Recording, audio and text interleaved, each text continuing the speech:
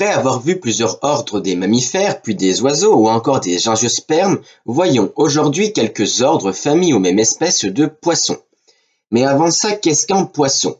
D'après le DICO, poisson, vertébré aquatique, généralement ovipare, à respiration branchiale, muni de nageoires paires et impaires, à la peau le plus souvent recouverte d'écailles. Voilà, un poisson, c'est un vertébré qui vit dans l'eau, il respire avec des branchies et le plus souvent ovipare, c'est-à-dire qu'il pond des œufs, possède généralement des écailles et des nageoires. Voyons tout de suite le nom de chaque nageoire. Alors, la nageoire pectorale et pelvienne, ici, la nageoire caudale, ici, la dorsale, ici bien sûr, et l'anale, là. Les poissons sont partagés en trois classes. Les chondrichthyens, appelés communément poissons cartilagineux, les sarcoptérygiens, des poissons osseux, ce sont les poissons à nageoires charnues, et les actinoptérygiens, d'autres poissons osseux, appelés communément poissons à nageoires rayonnées, c'est le groupe le plus diversifié, le groupe auquel on pense quand on pense poisson.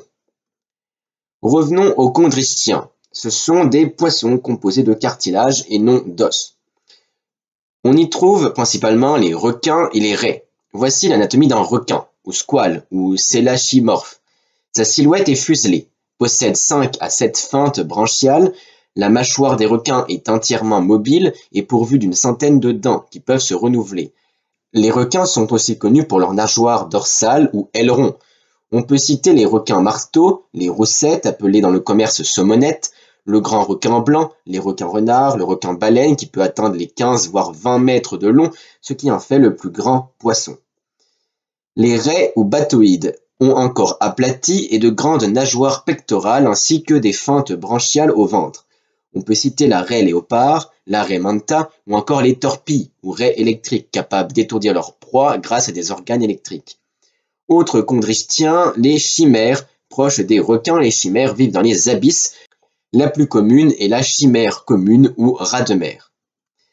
Voilà pour les chondrichthyens. Les sarcoptérygiens sont principalement constitués des coélocanthes, des poissons qui n'ont que très peu évolué depuis plus de 300 millions d'années, possédant le vestige d'un poumon ancestral, mais aussi les dipneustes, qui sont composés, eux, d'un poumon. Les dipneustes peuvent à la fois respirer dans l'eau par leurs branchies, mais aussi à la surface par leurs poumons.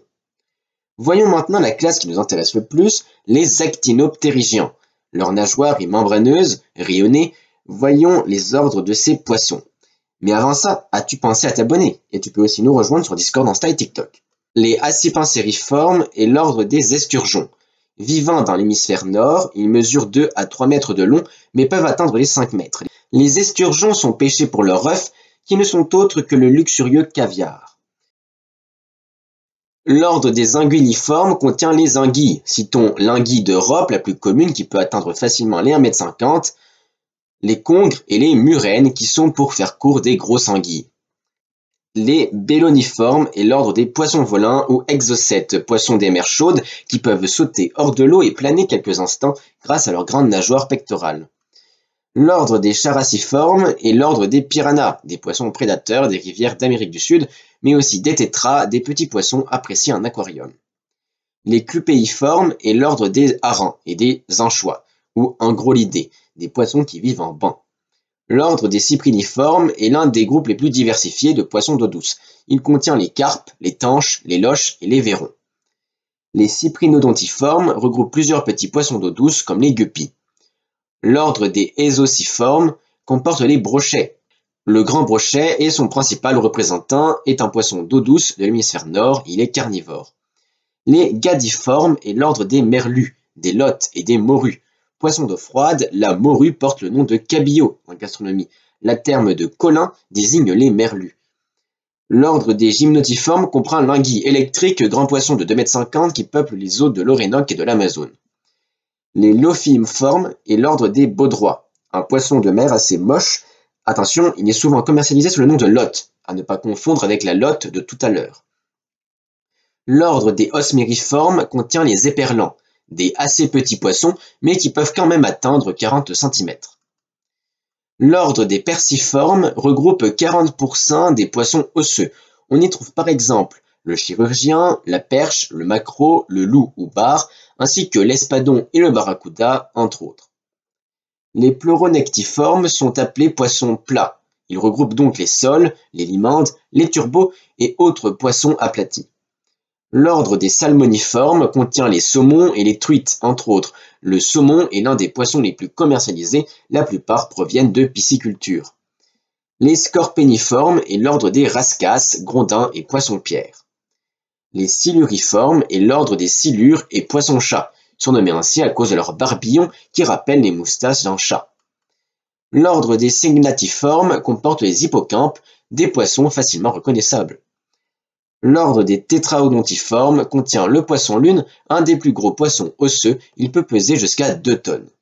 Il existe bien sûr bien d'autres ordres, familles et espèces de poissons, mais les plus connus sont sans doute ici. À retenir, les poissons sont des vertébrés qui vivent dans l'eau, respirent grâce à leurs branchies et possèdent généralement des nageoires. Il existe 3 grandes classes de poissons. Les chondristiens, poissons cartilagineux, sont les requins et les raies, les sarcoptérygiens qui sont représentés par les coelacanths et les dipneustes, et ainsi les actinoptérygiens, tous les autres poissons. C'est la fin de cette vidéo, j'espère qu'elle vous aura plu. N'oubliez pas de l'aimer, de la partager, surtout abonne-toi pour ne pas rater les prochaines vidéos sur des poissons en particulier.